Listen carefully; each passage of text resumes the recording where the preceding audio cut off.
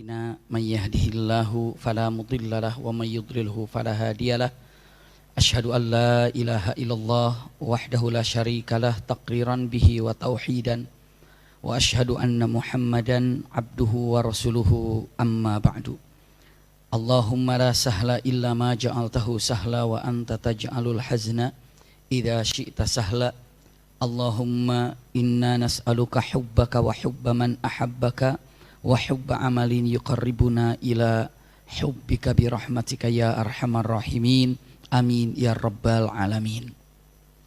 Alhamdulillahirrabbilalamin. Mudah-mudahan jumpa kita pagi ini seluruhnya disertai dengan rahmat dan berkah Allah subhanahu wa ta'ala. Amin ya rabbal alamin. Kesempatan yang sangat berbahagia ini insya Allah kita melanjutkan dalam kajian Sirah Nabawiyah ataupun perjalanan Rasul Sallallahu Alaihi Wasallam. Ya, kita sudah mengetahui untuk mengulangi sedikit saja dari perjalanan yang lalu bahwa yang terjadi setelah perang Khaybar, Rasul Sallallahu Alaihi Wasallam sebulan lebih untuk membereskan daripada perang Khaybar ini, kepungan demi kepungan, perang demi perang, ini sudah disampaikan di pertemuan yang lalu. Dan akhirnya Rasul Sallallahu Alaihi Wasallam mendapatkan kemenangan yang luar biasa karena memang ini adalah janji dari Allah. Allah berjanji ketika dalam Sulhul Hudaybiyah, ya, ini ada kata-kata yang luar biasa Allah sampaikan bahwa kemenangan akan didapatkan oleh Rasul Sallallahu Alaihi Wasallam. Firman Allah Subhanahu wa taala, kalimatnya wa'adakumullahu maghanima katsiratan ta'khudunaha fa'ajjala lakum hadhihi. Anda ya Rasulullah atau kalian umat muslimin muslimat setelah Sulhul Hudaybiyah ini akan mendapatkan kemenangan demi kemenangan, dan bukan hanya kemenangan dikatakan tapi ghanimah, harta rampasan perang. Lalu aku dahulukan, aku segerakan yang ini, maksudnya adalah perang apa? Khaybar. Karena setelah perang Khaybar ini Masya Allah ghanimah luar biasa. Istilahnya banyak sekali ghanimah harta rampasan perang yang diterima oleh Rasulullah Sallallahu Alaihi Wasallam. Ini janji siapa? Allah. Maka dari itu Rasul Sallallahu Alaihi Wasallam setiap mau perang itu disembunyikan kemana akan berangkatnya, takut ada mata-mata kasih tahu ke musuh untuk apa? Bersiap-siap. Setiap perang Rasulullah mau perang disembunyikan, perang disembunyikan kemana arahnya. Tapi ada beberapa perang yang Rasulullah langsung tunjukkan arahnya kemana, termasuk Khaybar. Rasulullah tunjukkan perang mana? Khaybar, kata Rasulullah. Khaybar. Kenapa? Karena sudah dijanjikan oleh siapa? Allah Subhanahu wa ta'ala. Namun walaupun sudah dijanjikan kemenangan buat Rasulullah, tidak lantas Rasulullah udah pasti menang, udah gak usah diserang, kan udah menang. Tidak demikian. Tapi apa? Usaha. Dan harus menyerangnya. Dan ternyata kesulitan pun didapatkan ketika memerangi perang ataupun menghadapi Khaybar ini. Walaupun sudah dijanjikan oleh Allah apa? Kemenangan.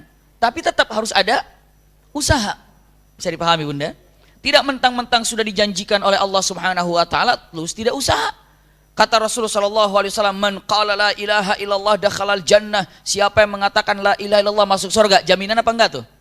Jaminan apa tidak? Jaminan. Tapi kalau hanya mengatakan la ilaha illallah saja lalu tidak berusaha untuk menjadi ahli surga, ya tidak bisa. Bukankah hanya kita, Rasul saja yang sudah dijanjikan kemenangan oleh Allah dalam perang Khaybar. Lalu Rasulullah tidak lantas diam aja. Kenapa? Kalau udah yakin menang kok, tuh dalam Al-Quran dibilang Allah sudah janji akan berikan kemenangan. Tidak lantas diam aja lah, udah nanti juga menang. Tidak. Tapi usaha. Dan ternyata dalam usahanya kesulitan demi kesulitan. Bahkan terakhir Rasulullah kan sempat diracun. Iya kan? Sempat diracun juga. Nabi Rasul Sallallahu Alaihi Wasallam diracun oleh seorang wanita, Zainab binti Harith. Saya sudah sampaikan saat itu karena Masya Allah Khaybar ini puluhan ribu pohon kurma yang ada di sana. Dan orang Madinah pasti sibuk dengan Madinahnya. Tapi ini kebun yang sangat luar biasa. Maka saat itu mengajarkan nego dengan Rasul Sallallahu Alaihi Wasallam, negosiasi. Ya Rasulullah atau ya Muhammad, kami ini terima apa keputusanmu. Jika engkau mau mengusir kami akan pergi dari Khaybar. Tapi saya akan ajukan permohonan. Apa? Ini Khaybar ini kebunnya luar biasa. Jika engkau menerima kami sebagai pekerjamu, boleh dibilang budakmu lah, gitu ya. Dengan syarat tinggalkan kami tetap di sini dan kami akan membereskan semua kebun Khaybar dan hasilnya bagi dua. dan Rasulullah sepakat. Maka melihat pada kenyataan ini para ulama mengatakan nggak ada halangan kalau kita mau berbisnis dengan bukan orang yang muslim. Silakan saja. Iya, bisnis selagi bisnis itu adalah halal, bisnis itu baik, silahkan. Iya, kalau mengatakan tapi saya akan mengutamakan dia dengan muslim, jauh lebih baik. Tapi kalau misalnya ternyata harus ada bisnis dengan orang-orang yang tidak Islam ataupun dengan orang kafir, silakan. Asal mereka juga amanah, tidak menzalimi kita dan kita pun tidak menzalimi mereka. Mentang-mentang bisnis dengan orang kafir, enak kalau bisnis dengan orang kafir, kenapa? Gampang kita bohongin, maksudnya apa? Bebas kita bohongin mereka, nggak boleh. Kita zalimi mereka, tidak boleh. Islam itu tidak pernah menjalankan satu kalimat yang namanya kezaliman. Haram hukumnya menzalimi siapapun.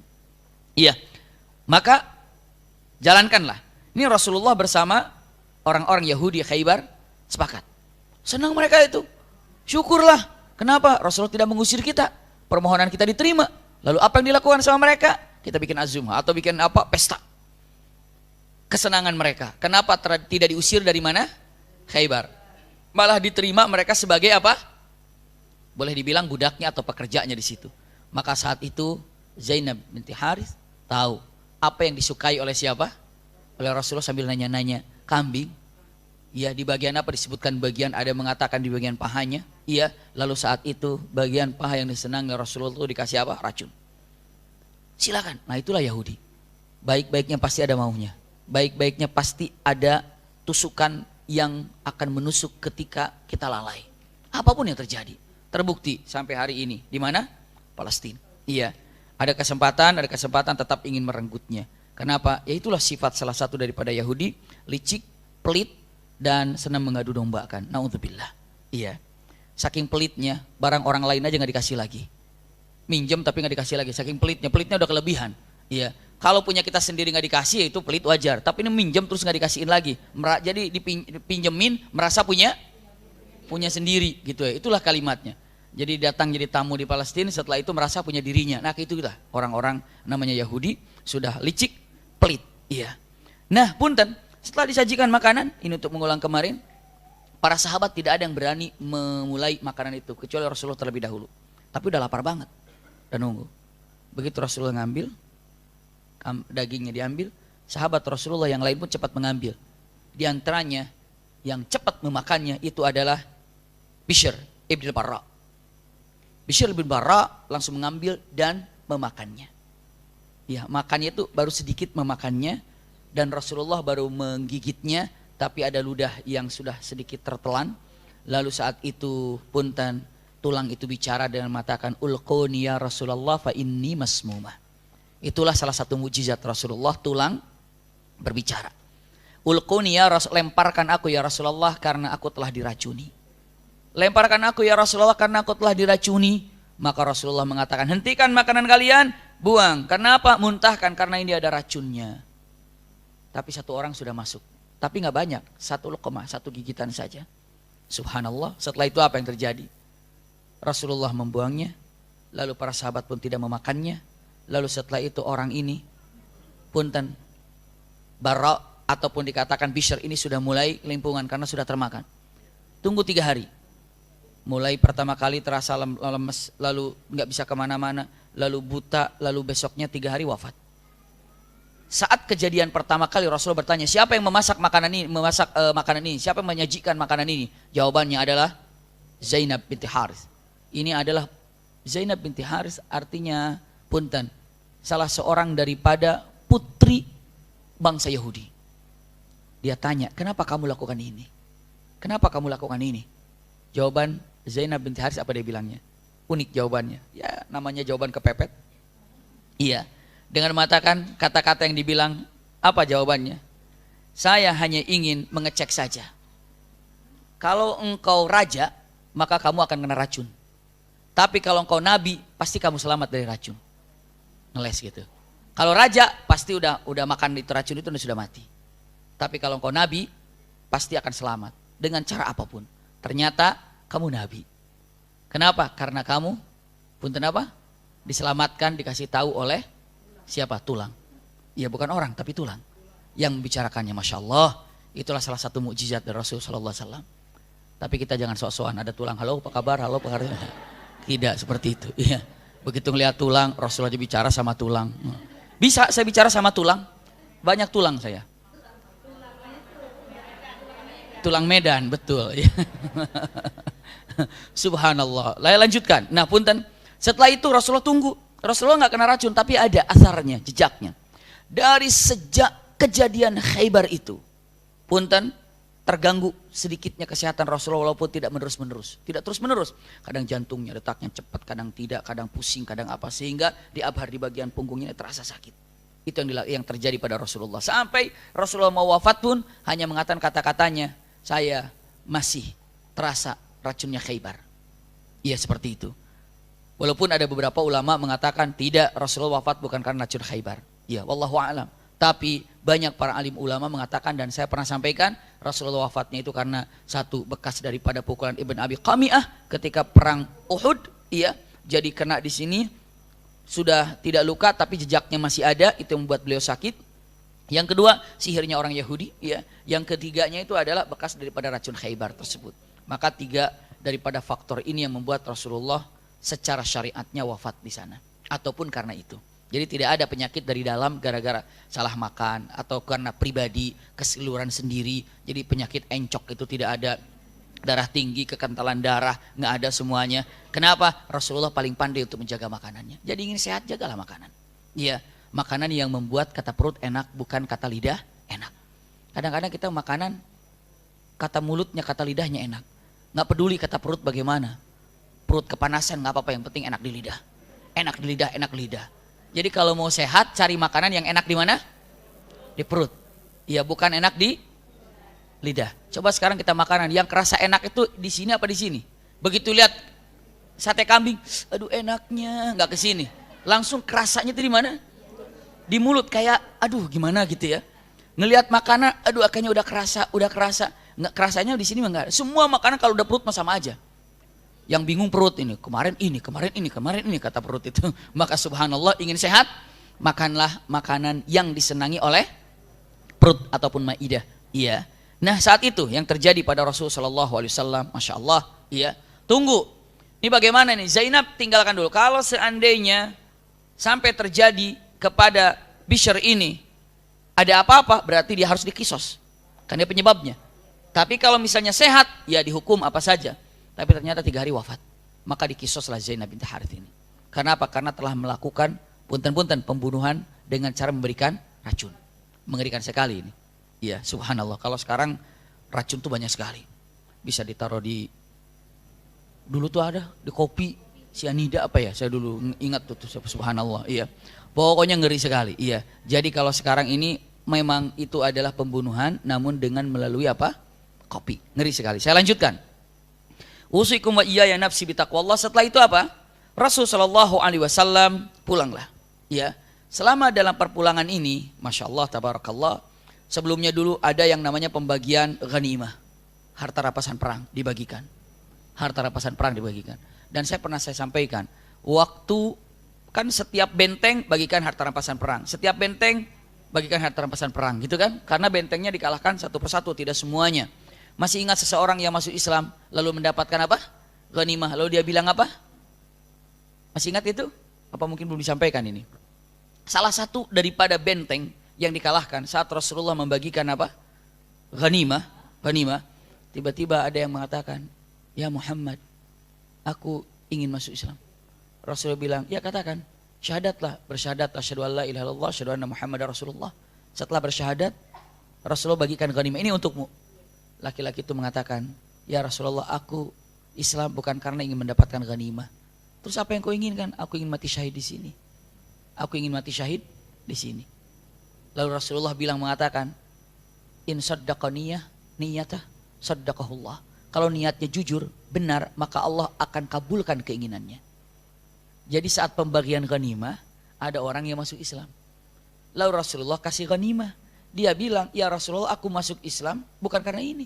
Wallahi aslamtu atau attaba'tu laisa min ajli hadza. Demi Allah aku Islam ikutmu bukan karena ingin mendapatkan ghanimah ini, tapi apa? Aku ingin mati syahid di sini. Rasul bilang, kalau memang dia niatnya jujur dan benar, Allah akan kabulkan keinginannya. Karena ingin mati syahid di sini. Ternyata baru saat itu, pagi-pagi itu dia mengatakan Islam, lalu ada panah yang berdatangan, lalu dia menjaga pertahanan. Setelah itu hanya sebentar saja. Rasulullah tanya, mengatakan, bagaimana pertahanan? Aman ya Rasulullah. Apakah ada yang wafat? Ada, tapi nggak kenal siapa dia. Nggak kenal siapa dia. Nggak kenal siapa dia. Rasulullah tanya, ternyata yang mana? Dilihat ternyata orang ini. Lalu Rasulullah bilang, mengatakan, ya Allah, pas tepat panah ada di sininya. Iya.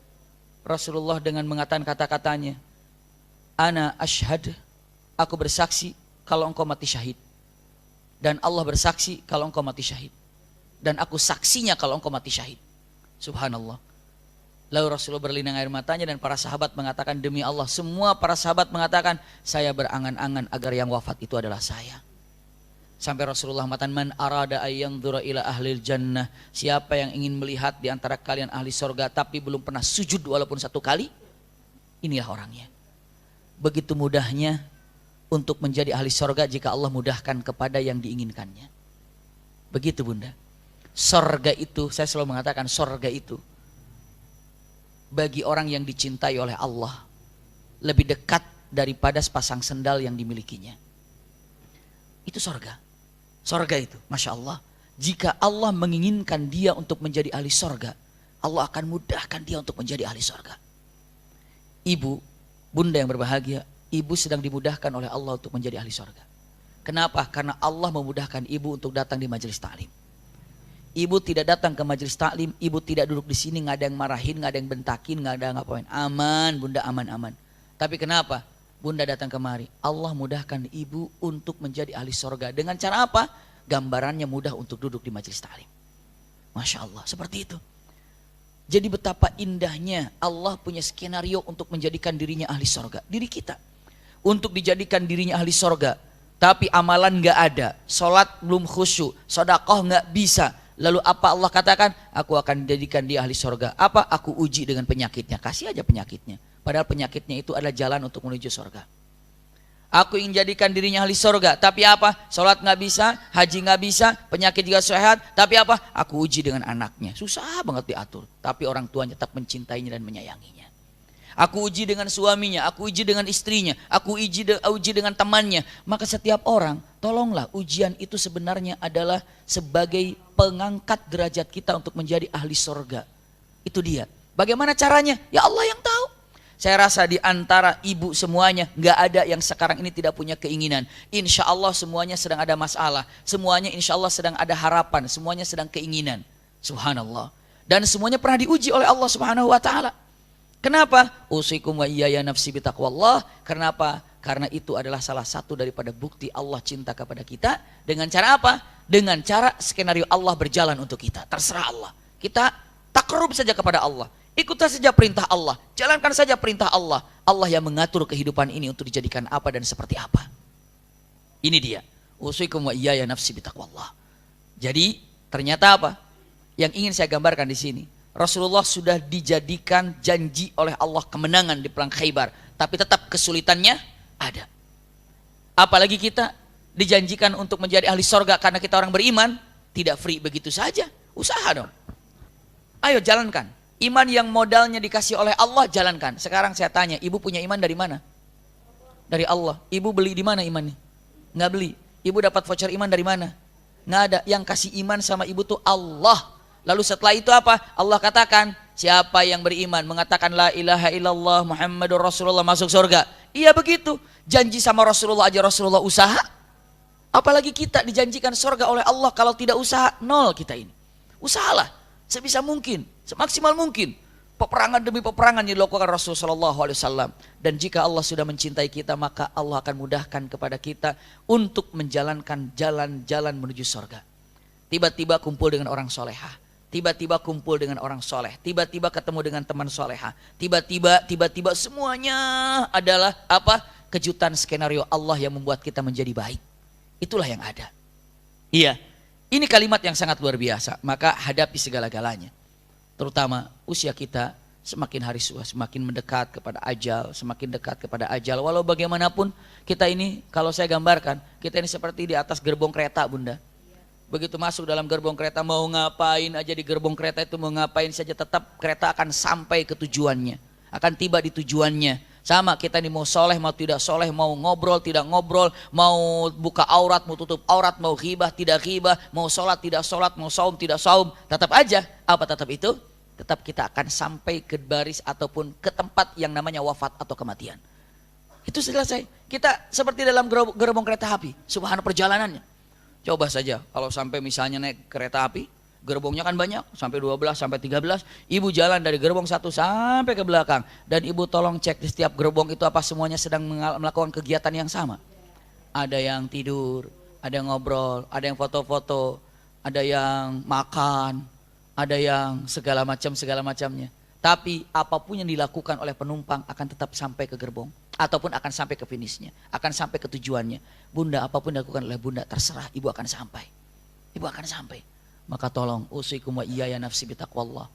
Niat kita yang diciptakan oleh Allah adalah untuk ibadah, lakukan sebaik-baiknya. Nggak terasa lagi kan bulan haji lagi. Kemarin bulan lalu, tahun lalu saya sudah sampaikan pamit mau haji. Sekarang hari ini pun saya akan bilang saya pamit mau haji lagi. Hari Rabu saya mau berangkat insya Allah. Rabu apa Kamis Mi? Hari Rabu saya berangkat untuk melaksanakan ibadah haji lagi. Subhanallah, berangkat lagi. Kenapa? Nggak terasa waktu itu. Saya begitu selesai dari bandara disampaikan oleh ahanda kami, ya, yang istilahnya yang kami bersamanya dalam masalah travel Bapak Nasril Nazir. Beliau hanya mengatakan jumpa lagi tahun depan kita berangkat lagi melaksanakan ibadah haji, insya Allah, amin. Saya katakan masih lama. Tiba-tiba waktu, sini paspor, sini semuanya, berangkat lagi. Nggak terasa, waktu itu benar-benar nggak terasa. Maka tolong Bunda. Kalau saya tanya informasikan nih tadi orang kalau Allah sudah mudahkan untuk menjadi ahli sorga, syahadat, wafat, syahid. Bukan sorga saja, syahid wafatnya. Jannahnya luar biasa. Kita yang sudah lama bagaimana coba? Jangan-jangan amalan kita tidak ada ikhlasnya apa yang kita lakukan. Ngeri sekali Bunda. Mungkin pernah kemarin apa Kamis yang lalu atau bagaimana. Kalau orang-orang soleh menyembunyikan amalan yang ikhlas. Masih ingat kemarin? Contoh-contoh siapa itu yang kemarin tuh? Yang menggempur pasukan, dia bikin terowongan, itu bukan itu? Iya kan? Subhanallah sampai punten-punten menyembunyikan amalan-amalan solehnya. Hanya sekarang kita tahu saja bagaimana amalan-amalan. Jangan-jangan amalan yang kita banggakan itu sirna. Gara-gara apa? Gara-gara ketidakikhlasan, gara-gara keburukan amal yang kita miliki. Jadi hikmahnya Allah yang mengatur tentang masalah sorga. Allah yang memiliki sorga. Maka Allah yang mengatur kita untuk menjadikan diri kita ahli sorga. Kita taat saja, terima saja, ridho dengan apa yang Allah berikan dan ikhlas dalam ibadah pada Allah Subhanahu wa taala. Itu dia. Iya. Saya lanjutkan. Setelah itu apa yang terjadi? Subhanallah. Rasul sallallahu alaihi wasallam walaupun tetap sudah dijanjikan tetap harus ada apa tadi? Usaha. Dalam perjalanan Rasul sallallahu alaihi wasallam, Masya Allah, jumpalah dengan pamannya Rasul sallallahu alaihi wasallam, Ja'far bin Abi Thalib. Siapa Ja'far bin Abi Thalib ini? Ja'far bin Abi Thalib ini adalah pamannya Rasul sallallahu alaihi wasallam. Ketika, mudah-mudahan ibu masih ingat, ketika dulu masih di kota Makkah, saat umat Islam ini, punten, istilahnya apa? Dikucilkan, bahkan disiksa habis-habisan oleh penduduk Makkah. Maka saat itu apa yang terjadi? Kesulitan demi kesulitan dan Rasulullah membolehkan siapa yang ingin hijrah, hijrahlah ke Habasyah. Maka saat itulah Ja'far bin Abi Thalib berangkat ke Habasyah. Sampai di Habasyah, tetap di Habasyah bersama muslimin muslimat yang ada di sana. Lalu apa yang terjadi? Rasulullah berangkat ke Madinah pun tetap tidak pulang ke Habasyah, tidak pulang ke Mekah atau tidak ke Mekah, tetap di Habasyah, betah di Habasyah sana. Jadi pamannya Rasulullah yang hijrah ke Habasyah. Ya Bunda ya. Setelah itu Rasulullah SAW perang Khaybar. Dalam keadaan perang Khaybar dari Habasyah ini pulang ke kota Madinah. Iya. Begitu dalam perjalanan menuju perang Madinah, dalam beberapa riwayat memang dijemput oleh Amr bin Umayyah Ad-Dumri. Rasulullah ketika perlu pasukan untuk ke Khaybar, utus oleh Rasulullah, tolong yang di Habasyah kembali datang ke Madinah. Tapi kalau tidak sempat datang ke Madinah, langsung aja ketemu di Khaybar. Ternyata datang Ja'far bin Abi Thalib, Khaybar sudah selesai. Ja'far bin Abi Thalib ini adalah orang yang berhijrah ke Habasyah atau ke Ethiopia di awal-awal hijrah. Waktu itu hijrahnya belum ke Madinah. Namun setelah Rasulullah hijrah ke Madinah, tetap siapa? Yang namanya Ja'far bin Abi Thalib tidak ke Madinah, tetap tinggal di sana. Tetap tinggal di sana. Di Habasyah. Tetap tinggal di Habasyah. Subhanallah, dilindungi oleh seorang raja namanya Raja Najasyi. Raja Najasyi.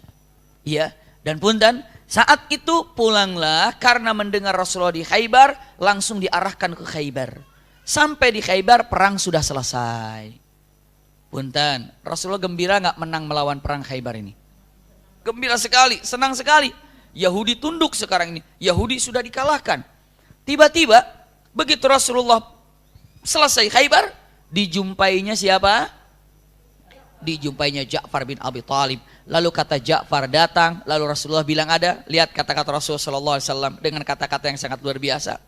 Kalimat yang sangat indah yang disampaikan Rasulullah, dan ini membuat Ja'far ini terngiang-ngiang dan teringat selalu tidak lupa dengan perkataan yang dilakukan Rasulullah SAW. Apa yang dia katakan? Rasulullah mengatakan kali, wallahi ma adri bi ayyihi ma afrah bi fatih Khaybar am bi qudumi Ja'far. Demi Allah, saya nggak tahu ini mana yang harus lebih dahulu aku utamakan, menang Khaybar atau jumpa dengan Ja'far. Masya Allah, itu Rasulullah itu luar biasa. Ada dengan mengatakan inilah salah satu tanda cara-cara Rasulullah untuk membahagiakan orang. Jadi lama sahabatnya yang tidak jumpa, bayangkan Khaybar yang dikalahkan berhari-hari. Sampai Rasulullah ini luar biasa menguras pikiran, menguras tenaga. Begitu selesai, begitu kedatangan sahabatnya Ja'far yang memang sudah bertahun-tahun tidak jumpa, begitu datang Rasulullah mengatakan bi ayyi syai'in afrah, bi ayyihima afrah.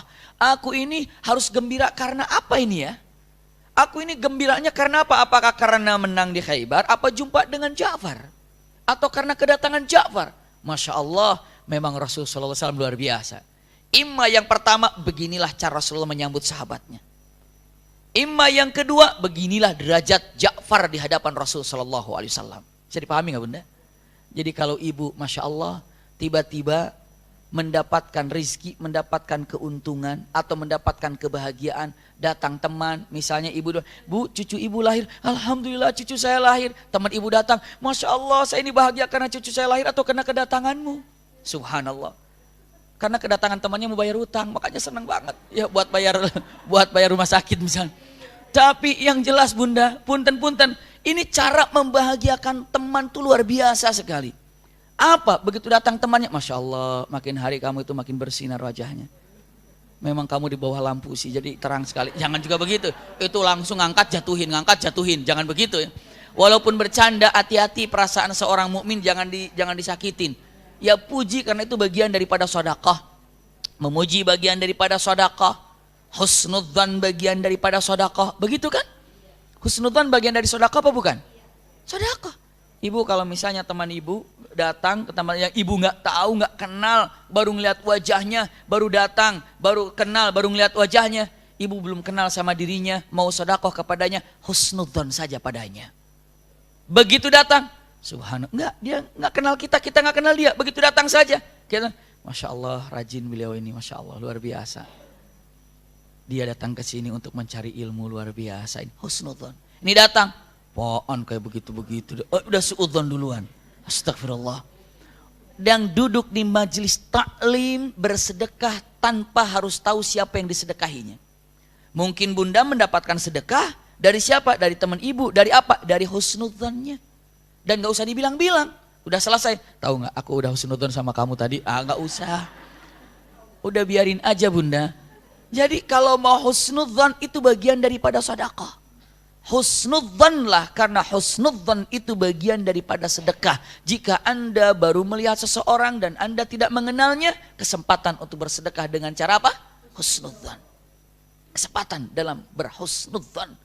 Dan ini adalah sangat sulit sekali untuk berhusnudzon ini. Kenapa? Yaitu dia, setan mah sukanya bersuudzon terus dan ditempelkan dalam diri kita. Akhirnya apa? Akhirnya ngelihat semuanya itu adalah suudzon, meremehkan. Kalau orang selalu bersuudzon, tempat yang luas pun merasa jadi sempit aja. Duduk, ngelihat ini suudzon, dia kok geser ke kanan barusan, nggak mau sama saya nih kira-kira, awas ini. Subhanallah. Ngelihat orang tiba-tiba bertatapan wajah, ibu udah begini, cuma orang truk, cuma transit dikit ke atas lagi matanya. Sombong banget. Ngelihat saya cuma sekilas saja, padahal dia juga nggak sengaja, begitu doang. Sombong, awas, astagfirullah. Jadi semua menjadi musuhnya gara-gara dengan suudzon itu. Semua akan jadi musuh kalau jadi suudzon. Tapi kalau dengan husnudzon, semua akan jadi kawan, jadi teman, jadi sahabat. Kalau jadi husnudzon itu luar biasa. Masya Allah. Ini kalimat yang sangat luar biasa. Maka daripada itu, seorang mukmin ini pernah saya sampaikan di pertemuan-pertemuan lalu dengan judulnya hakikat seorang mukmin itu apa? Ternyata apa? Kata-katanya dengan mengatakan punten. Ada yang dalam Al-Quranul Karim seorang mukmin ini diantaranya apa? Kalimatnya, iya, ciri-ciri orang beriman. Di antara yang ada beberapa poin yang pernah saya sampaikan, insya Allah semua juga lupa waktu itu. Ingat ya, ingat yang di nomor 7 kalau nggak keliru. Di sana dengan mengatakan kata-katanya, punten apa ya? Ada dalam Al-Quran, wala tajassasu gitu kan, wala yaghtab ba'dukum ba'dan. Ada kata-kata yang mengatakan jangan bersuudzon itu apa? Dia masih ingat nggak ayatnya bagaimana? Dikatakan, ntar dulu, mau kemana? Oh, mau dilihat dulu. Ada kata-kata ya ayyuhalladzina amanu jtanibu katsiran minadh-dhanni inna ba'dadh-dhanni itsm. Masih ingat enggak tuh? Ingat aja lah biar cepat kita balik lagi di sini. Ya, hai orang beriman, ya, jangan sampai Anda ini mudah bersuudzon. Orang mukmin itu enggak pernah bersuudzon apalagi dengan teman mukminnya. Iya, selalu bersahabat, selalu penuh dengan cinta. Karena orang beriman ini tandanya juga harus saling mencintai. Kenapa? Karena dalam hadis pun mengatakan tidak akan pernah menjadi ahli surga sebelum beriman dan tidak dikategorikan Anda menjadi orang beriman kalau belum saling mencintai. Orang beriman saling mencintai. Lanjut, ya. Maka saat itu Rasulullah SAW dengan gayanya mengatakan kalimat yang sangat indah, masya Allah. Ma adri bi ayyihima afrah. Sungguh aku tidak tahu harus bahagia karena apa saya ini hari ini. Bahagia karena menang Khaybar. Apa kedatanganmu, hai Ja'far? Masya Allah kalau digituan senang banget kira-kira kalau gitu ya. Orang lagi bahagia tiba-tiba kebahagiaan itu disandingkan dengan kehadiran kita. Waduh, itu bisa dipraktekkan itu. Bisa dipraktekkan, Masya Allah. Bisa dipraktekkan. Coba praktekkan kepada pasangan ibu aja dulu. Praktekkan ke pasangan ibu. Apa saja kebahagiaan yang luar biasa. Iya. Lalu disandingkan dengan kebahagiaan itu. Luar biasa. Jadi ini adalah satu hal yang sangat luar biasa. Tata cara bagaimana Rasulullah untuk mengangkat derajat seorang sahabat. Subhanallah. Maka saat itu tidak lama, ini ada satu peristiwa. Tidak lama datang Jibril. Apa kata Jibril? Ya Rasulullah. Ini masih dalam perjalanan itu. Ya Rasulullah, dalam beberapa riwayat. Ya Rasulullah. Apa kata Rasulullah? Salatlah. Salat apa? Salat gaib. Salat gaib. Untuk siapa? Raja Najasyi wafat. Raja Najasyi wafat. Iya. Memang kenapa? Karena dia seorang muslim. Tapi menyembunyikan keislamannya. Menyembunyikan keislamannya dan wafat. Subhanallah. Dan di sana tidak ada yang mensolat jenazahkan. Kenapa? Karena mereka mengira dia dalam keadaan agama Nasrani. Maka Rasulullah salat gaib. Disitulah awal mulanya ada salat gaib. Untuk Raja Najasyi. Bisa dipahami ya, untuk Raja Najasyi. Lah, kok bisa Raja Najasyi menyembunyikan keislamannya? Iya, karena apa? Karena ingin melindungi atau sahabat-sahabat Rasulullah yang ada di Habasyah. Niatnya, niatnya, siapa yang punya niat nih? Raja Najasyi niatnya, saya ingin menjaga orang-orang yang Islam di Habasyah, dan saya tidak mau menjadikan sahabat-sahabat Rasul ini terkucilkan apa terusir karena tidak aman di Mekah. Maka Raja Najasyi menyembunyikan keislamannya agar tetap menjadi raja dan melindunginya. Rajanya demikian. Bisa dipahami ya, melindungi. Dan niat ini beda dengan Raja Romawi waktu saat itu. Raja Romawi, dia mengatakan Islam, saat itu dia murtad lagi. Karena apa? Karena takut kehilangan jabatannya. Padahal dia ini bisa dikategorikan, bilang sama Dihya Al-Kalabi yang membuat suratnya, dia bilang mengatakan, aku sebenarnya sudah Islam, tapi aku menyembunyikan keislamanku. Rasulullah bilang, kadzdzaba aduwallah, dusta dia. Dia bukan menyembunyikan keislamannya, tapi dia memegang kerajaannya karena takut kehilangan jabatannya. Takut kehilangan jabatannya. Tapi kalau Raja Najasyi menyembunyikan keislamannya, niatnya Allah Maha tahu niat kan? Yang tahu niat kita itu siapa? Kita dan Allah Subhanahu wa taala. Enggak usah bilang-bilang niat saya. Allah tahu niat kita. Biarpun orang lain punya tanggapan buruk kepada kita, kita tahu niat kita itu apa, Allah tahu niat kita itu apa, Bunda. Bisa jadi kelihatannya jorok, bisa jadi kelihatannya buruk, bisa jadi kelihatannya itu hina, tapi punya niat yang agung, yang luar biasa. Kenapa? Dia punya niat yang tahu itu hanya dirinya dan Allah Subhanahu wa taala. Niat. Kenapa dia lakukan? Ada niat yang luar biasa di dalamnya. Usikum wa iyaya nafsi bitaqwallah. Karena apa? Niat inilah yang akan merubah semua amalan-amalan yang ada. Ibu sholat banyak sekali.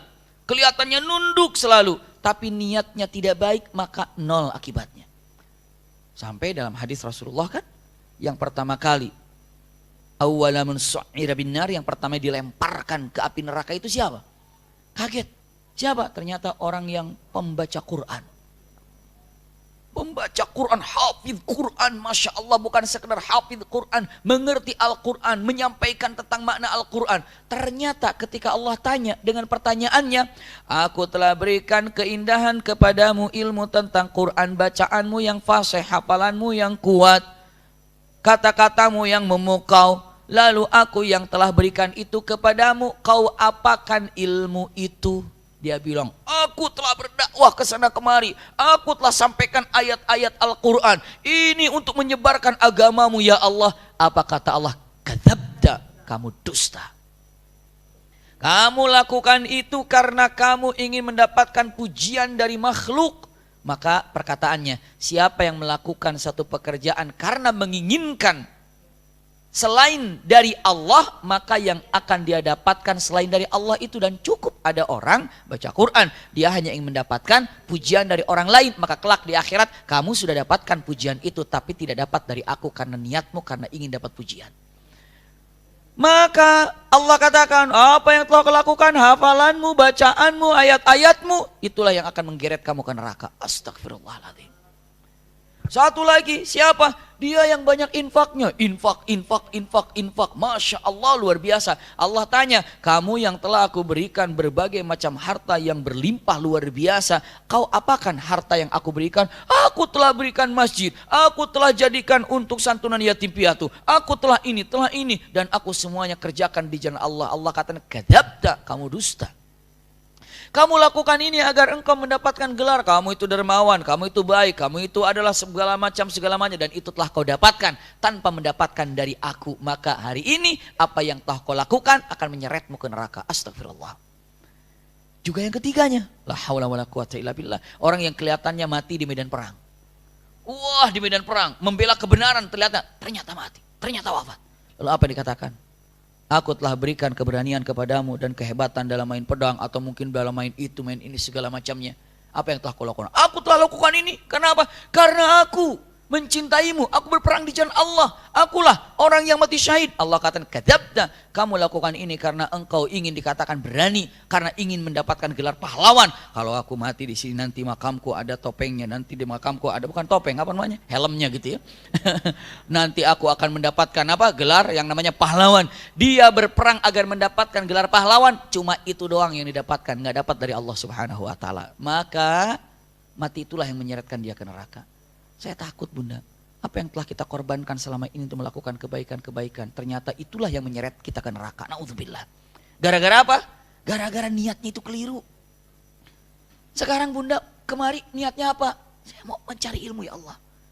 Sekarang Bunda sholat karena Allah, puasa karena Allah, sedekah karena Allah. Maka punten, kalimatnya apa? Jadi dunia, perbaiki niat Anda. Perbaiki. Apa? Luruskan niatnya, karena ini bahaya sekali. Punten, sholat zuhur berapa rakaat? 4. Asar?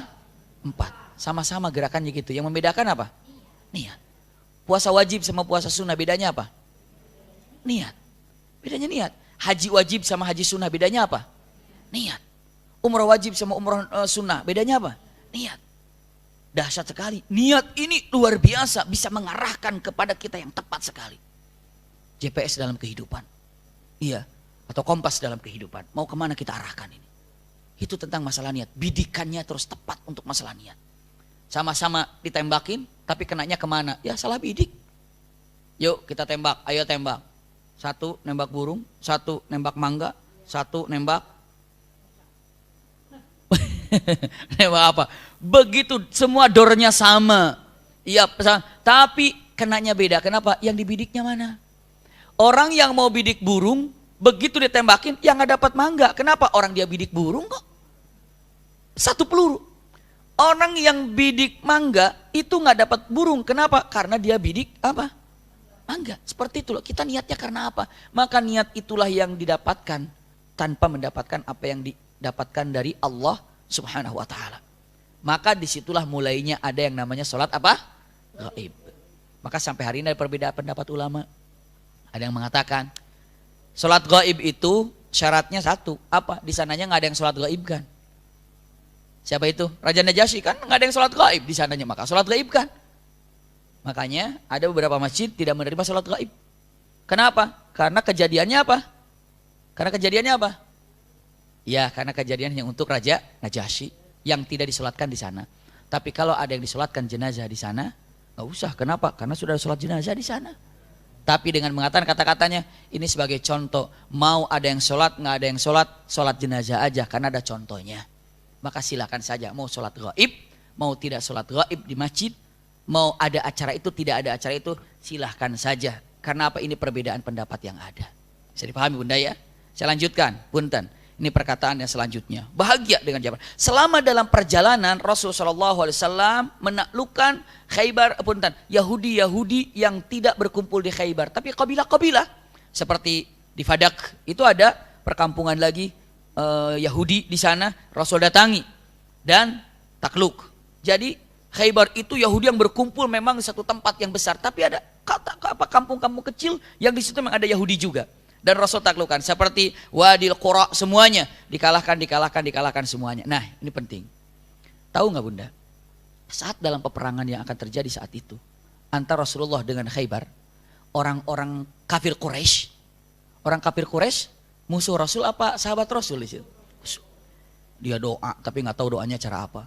Tapi dia berharap mudah-mudahan Muhammad ini kalah. Karena Khaybar itu kan kuat. Gak mungkin dikalahkan. Kalah. Kita bahagia dan kita nunggu kabarnya. Jadi orang Mekah nunggu berharap Muhammad mendapatkan kekalahan. Kata siapa? Kata orang-orang Quraisy. Lagi peperangan nunggu kabar. Tinggal kabar, mudah-mudahan Muhammad kalah, mudah-mudahan Muhammad ditawan segala macam. Ternyata Muhammad Rasulullah menang. Ada salah seorang. Siapa? Pembawa kabar pertama kali ke Mekah. Seorang dulunya kafir, tapi menjadi seorang muslim. Tapi dia menyembunyikan keislamannya. Namanya adalah Hajjaj ibnu Allaq. Hajjaj ibnu Allaq. Iya. Punten, beliau ini adalah orang yang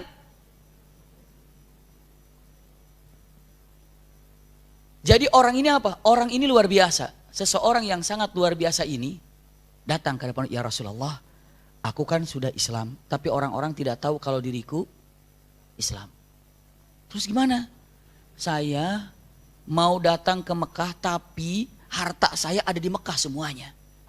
Tapi kalau seandainya saya mengambil harta saya ini, nggak mungkin dong dikabarin dengan mengatakan ambil harta saya kan ada. Naruh uang di sini, naruh uang di sini, naruh uang di sini. Kalau saya mengambil harta di sana, pasti curiga dong dia. Ngapain harta kalian diambil? Naruh saham.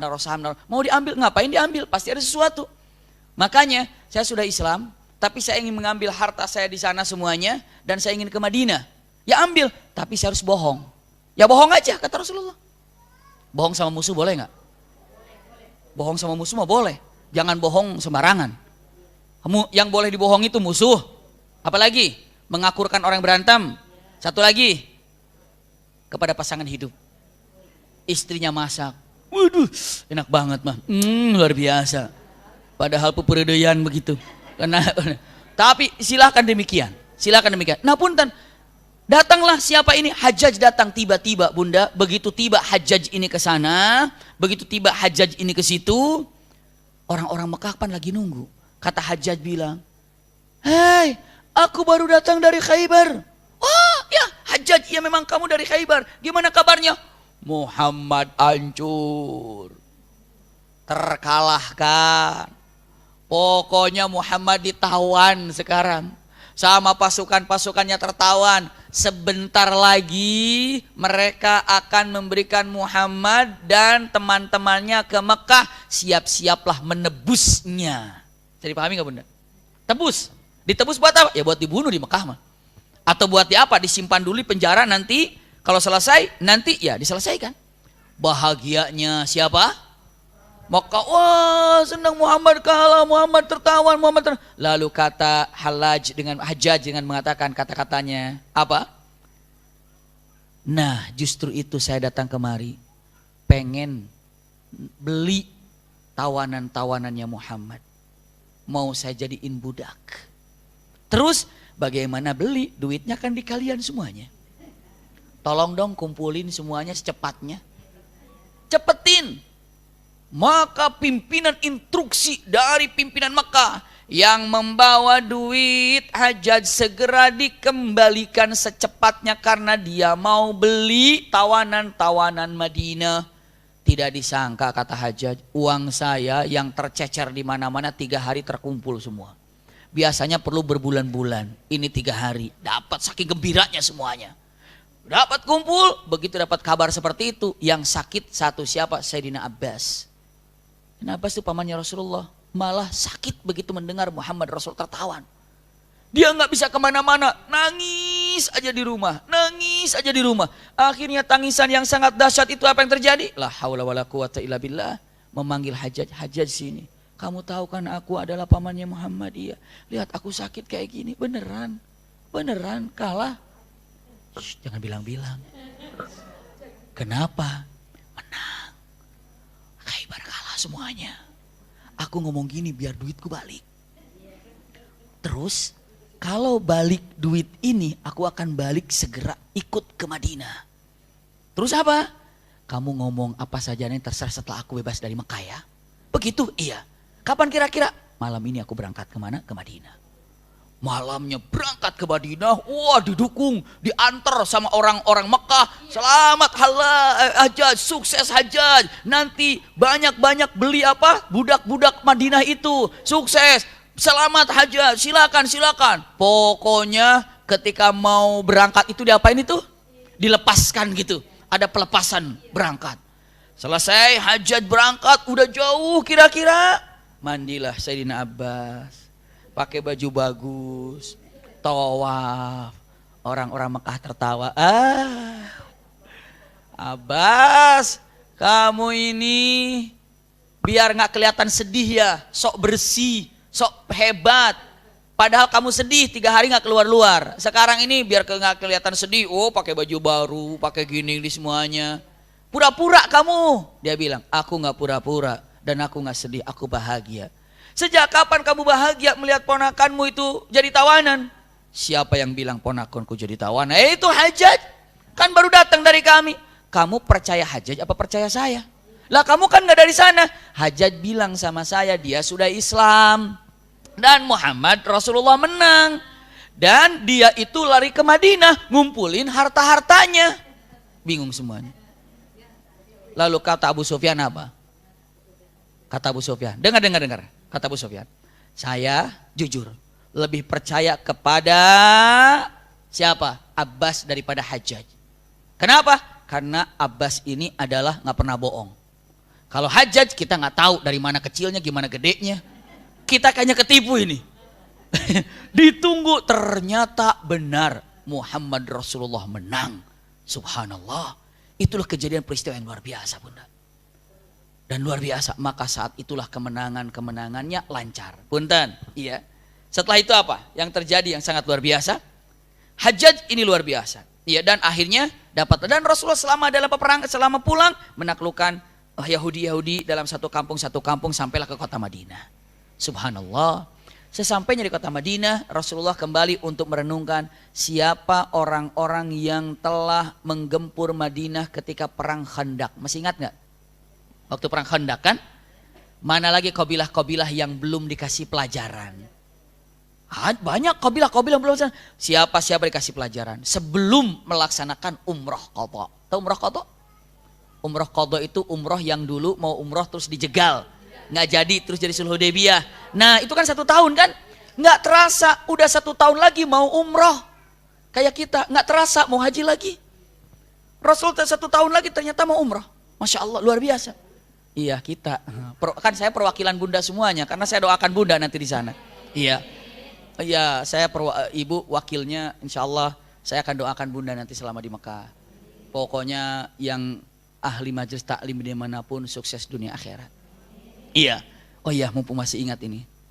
Beberapa hari yang lalu banyak sekali pertanyaan di WhatsApp dan itu jamaah rumil semuanya. Dengan pertanyaannya, dengan menyebutkan, Abi Maki saya mau haji, mau umroh tapi gimana ya kalau nggak ada muhrim seperti apa, mahramnya bagaimana? Boleh nggak sih saya haji nggak ada mahramnya? Boleh nggak gitu ya? Punten, tanpa merasa hormat. Tanpa merasa hormat, perbedaan pendapat ulama yang ingin saya gambarkan di sini. Punten, usikum wa iyaya nafsi bitaqwallah. Tadi juga sempat nanya lagi di pas perjalanan kemari. Punten, camkan baik-baik bunda. Iya, pendapat ini ada yang menyatakan saklek tidak boleh seorang wanita berhaji kecuali harus dengan mahram. Dan itu tidak disalahkan. Terima, karena ini disampaikan oleh Imam Hambali. Melihat daripada hadis yang sangat luar biasa. Kalimatnya adalah la yahillu mur'ah, tidak pantas seorang wanita. Man kana yu'minu billahi wal yawmil akhir. Tidak bagus dan tidak sah seorang wanita yang beriman kepada Allah dan kepada hari akhir, musafir, berangkat dalam perjalanan bi ghairi mahramin atau bidhi mahramin, tanpa ada mahram. Jadi harus ada mahram bunda. Jadi kalau mau berangkat kemana-mana, wanita ini harus ada dengan mahramnya. Lihat-lihat, maka saklek, nggak bisa, harus ada mahram. Berangkatnya harus ada mahram. Simpan baik-baik. Satu itu dalilnya. Kedua, punten. Ibu siap nerimanya ini agak berat pelajarannya. Iya, tapi ibu mah pintar semuanya. Iya. Kedua, punten bunda. Iya. Udah Masya Allah. Yang selanjutnya yang kedua, dalam satu kenyataan ada seorang sahabat mengatakan, ya Rasulullah ini ketutibtu bil jihad. Ya Rasulullah aku ini sudah tercatat namaku dengan nama-nama orang mujahid untuk berjihad fisabilillah. Jadi kalau mau berjihad itu namanya terdaftar. Namaku sudah ada di sana, tapi istriku mau haji. Bagaimana ya Rasulullah? Rasul jawab, ilhaq biha. Ikuti dia, hajilah bersamanya. Bisa dipahami ya? Dua inilah yang tidak bisa kita salahkan. Dengan memahamkan bahwa tidak pantas seorang wanita muslimah, tidak boleh wanita muslimah berangkat kemanapun tanpa ada mahram. Kalau wanita muslimah yang beriman kepada Allah dan beriman kepada hari akhir, tidak boleh berpergian kecuali dengan mahram. Wah itu pas. Yang kedua tadi, seorang berjihad tercatat tapi harus berangkat kemana? Haji istrinya, berangkatlah bersama. Itulah yang tidak bisa. Makanya hormati itu. Benar adanya. Iya, Imam Hambali mengatakan demikian. Namun Imam Maliki, Imam Syafi'i, Imam Hanafi dengan mengatakan, punten, lain lagi kisahnya. Kata-katanya dengan mengatakan, punten bunda, simak baik-baik ini. Ini pelajaran yang sudah berlalu. Tapi saya ulangi lagi. Kata Imam Syafi'i, Maliki dengan mengatakan, maksud mahram di sini adalah tujuannya secara bukan syarat daripada seorang wanita keluar harus pakai mahram. Tapi adalah tujuannya untuk keamanan wanita. Bisa dipahami nggak bunda? Bukan syarat, tapi sebagai tujuan apa? Contoh-contoh, punten-punten, simak baik-baik. Kita kembali ke perang Khandaq. Ke perang Khandaq. Waktu Bani Quraidah mengkhianati Rasulullah. Mudah-mudahan ibu masih ingat. Simak baik-baik. Ya. Saat itu Rasulullah bilang kepada orang-orang mukmin, ini langsung saja saya katakan gini. Mudah-mudahan bunda masih ingat. Rasulullah mengatakan karena perintah dari Allah, ya Rasulullah segera serbu, segera serang Banu Quraidah.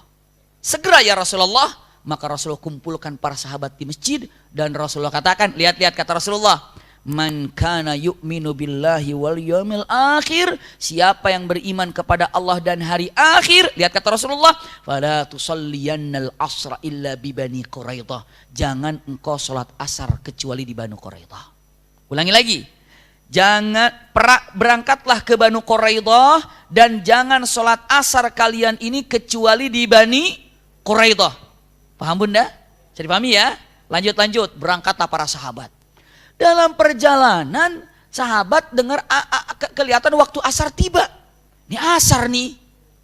Para sahabat bilang, kan udah jelas enggak sholat asar kecuali di Bani Quraidah. Saya mah jelas itu nasnya, kata-katanya saya akan sholat di Bani Quraidah. Itu memahami secara makna.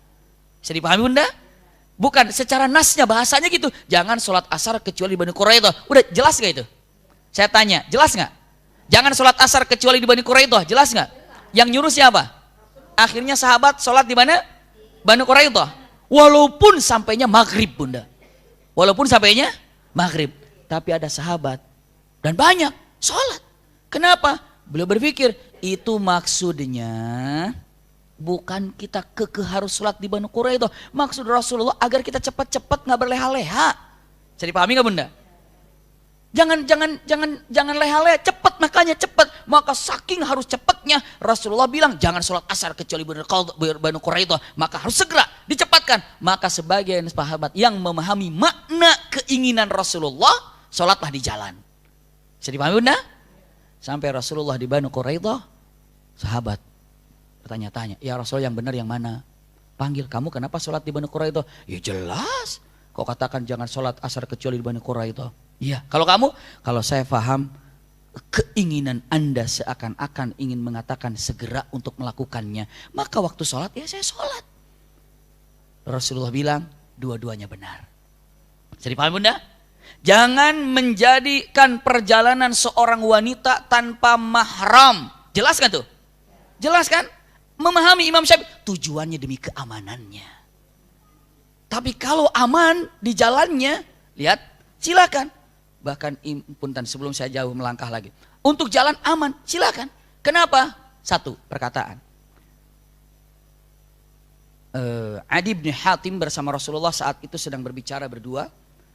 Dan beberapa sahabat lain, tapi Rasul bicara kepada Adi bin Hatim. Ya Adi, tahu ini adalah Mantikah Hirah? Mantikah Hirah itu adalah satu tempat perkampungan yang memang jauh dari sana kemari. Sana sini itu jauh. Tapi tempat perkampungan. Dalam perjalanan mau Mantikah Hirah ini, perjalanan cukup menakutkan. Cukup menakutkan. Tapi Rasul tanya, ini Mantikah Hirah kamu tahu Adi? Iya ya Rasulullah aku tahu. Sudah sangat tahu. Mantikah Hirah mau ke sini perjalanannya sulit. Mau dari sini pun sulit. Kenapa? Ketidaknyamanan dalam perjalanan. Tiba-tiba Rasulullah mengatakan, yushik. Sebentar lagi. Nanti saking amannya perjalanan, seorang wanita bisa berjalan melalui kampung ini sampai ke Mekah dan tawaf dan sa'i dan kembali sendiri. Saking apa? Amannya. Maka Imam Syafi'i mengatakan, itu aman. Bisa dipahami ya? Lalu dengan mengatakan sekarang, kenapa dulu nggak bisa? Oh dulu mau perjalanan mau pakai apa? Unta. Kalau perempuan sendiri jalan, perempuan tanpa yang mengamaninya atau segala macam, bisa kan dengan yang ke laki-laki lain, fitnah nanti jadinya. Iya kan? Harus dengan mahramnya. Satu, tidak menimbulkan fitnah. Yang kedua, aman di jalan. Karena situasinya. Kalau dulu mah nggak ada GPS, nggak ada apa, bisa-bisa nyasar ke sana kemari. Karena perjalanannya jauh, pakai unta juga. Coba kalau ke padang pasir. Bingung nggak? Apalagi kalau diputar-putar dulu. Putar-putar, itu kemana? Dulu pernah nggak main-main yang begini tuh muter gitu. Habis gitu, kemana bingung gitu. Nah, ini kalau di padang pasir mau kemana bingung ini. Maka punten, kalau sekarang. Punten. Orang jamaah haji atau umroh, namanya tercatat nggak di kedutaan? Ada nomor paspornya nggak? Nama pesawatnya ada nggak? Kloternya ada nggak?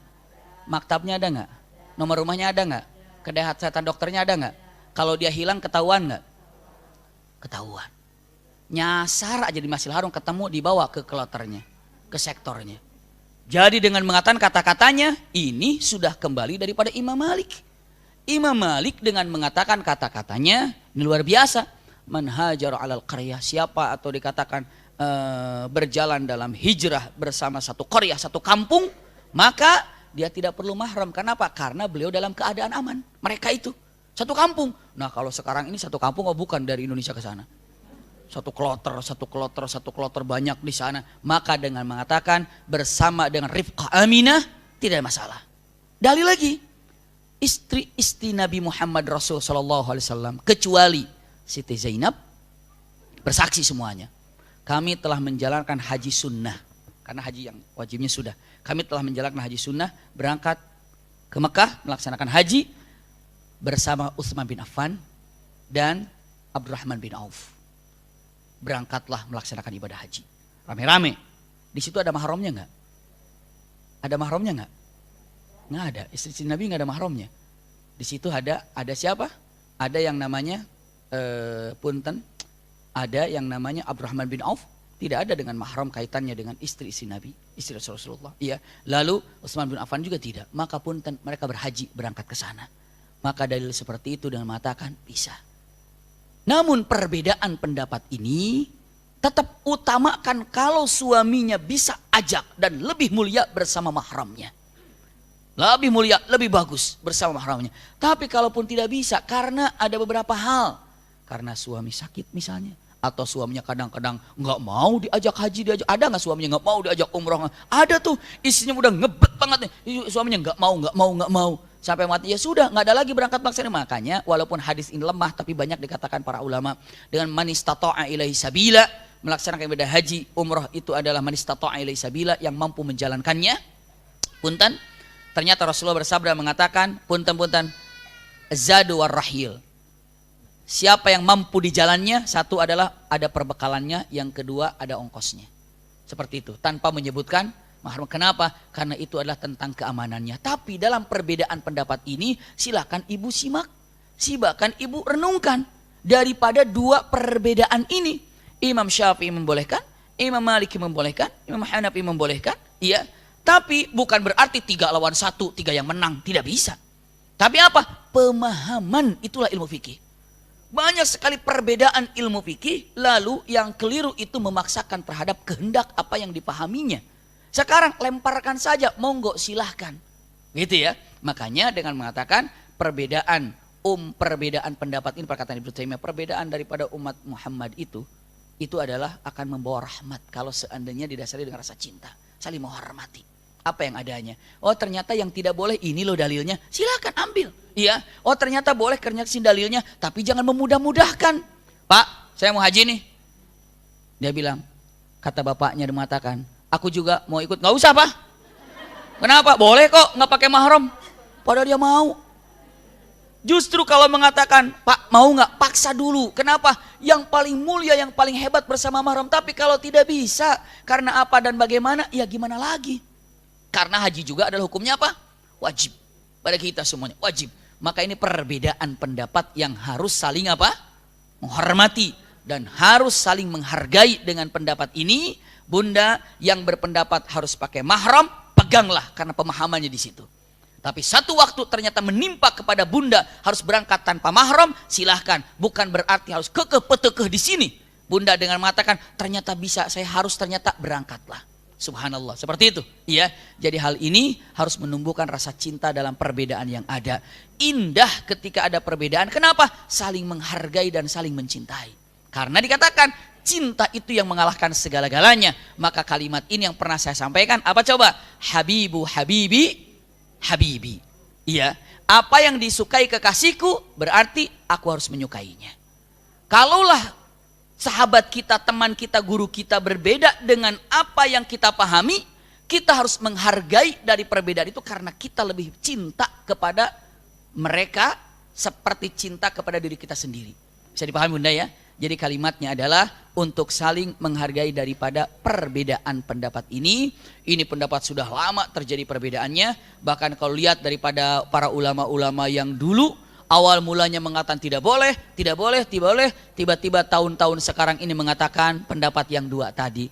Tidak menyatakan saklak tidak boleh, dan juga tidak mengatakan 100% boleh. Lihat situasi dan keadaannya, lihat pemahaman Bunda yang ada, dan saling menghormati dalam perbedaan pendapat ini. Mudah-mudahan apa yang disampaikan ada manfaatnya Bunda, dan insya Allah kita lanjutkan setelah haji pelajaran-pelajaran kita. Insya Allah saya berangkat bersama Umi Maki tanggal 24 Juli berarti hari apa? Hari Rabu ya. Bunda kalau ada yang berangkat haji silahkan di Madinah bisa jumpa untuk ikut kajian di Obroy, di Mekah di Sweet Hilton. Mudah-mudahan bisa ketemu di sana nanti. Ada yang haji tahun ini? Ada haji tahun ini? Nggak ada yang berani ngangkat tangannya, kenapa takut riya? Ya nggak apa-apa. Iya, ada yang haji tahun ini angkat dua tangannya. Subhanallah, mudah-mudahan berkah semuanya. Jazakumullah khair ala husni istimaikum. Lakum minni al-hubbu wa du'a. Sebentar, ada satu lagi. Hukum haji itu wajib, sedangkan umroh itu sunnah. Terkait dengan itu, bagaimana jika kita memiliki dana hanya buat umroh saja? Apakah bisa dilakukan? Sedangkan untuk haji di samping sekarang harus nunggu lama, saya biayanya juga lebih besar dari umroh, padahal keinginan sangat. Haji umroh kalau Imam Syafi'i, kalau di sini punten ulangi lagi, ibadah haji kan wajib, umroh kan sunnah. Sementara uang cuma untuk sendiri. Saya ini bagaimana nih? Gitu ya, bisa dipahami ya. Kalau haji nunggu lama juga kuotanya. Saya haji bagaimana, boleh nggak misalnya seperti itu? Punten. Pertama, kalau melihat daripada perkataan para, termasuk yang saya tahu Imam Syafi'i, melihat dikatakan wa atimul hajja wal umrata lillah. Sempurnakanlah ibadah haji dan umrohmu. Haji wajib, umroh wajib, Bunda. Wajib bagi yang pertama kali umroh, wajib bagi pertama kali. Jadi haji wajib, umroh wajib. Bisa dipahami ya? Nah, umrah wajib, wajib.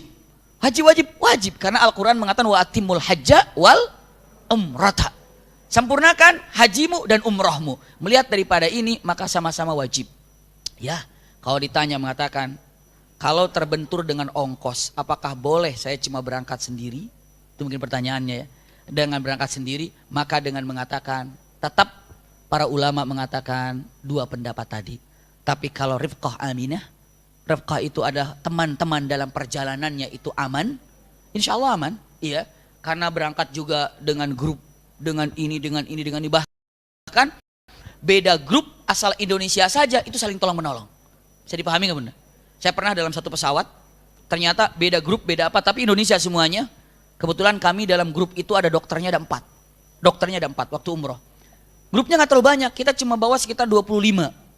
Pesawat kan sekitar berapa ratus? Ratusan ya, kita hanya 25. Grup itu kita tiba-tiba ada pramugari, dia bilang mengatakan, siapa saja yang berprofesi sebagai dokter, kami memerlukannya karena ada yang sakit. Dokter kami, maksudnya dokter yang 4 di grup kami ini. Nggak ada yang bilang, grup kami bukan ini. Kalau bukan travel saya enggak. Terpanggil daripada keindonesiaannya, NKRI-nya, dan terpanggil sebagai dokternya terutama.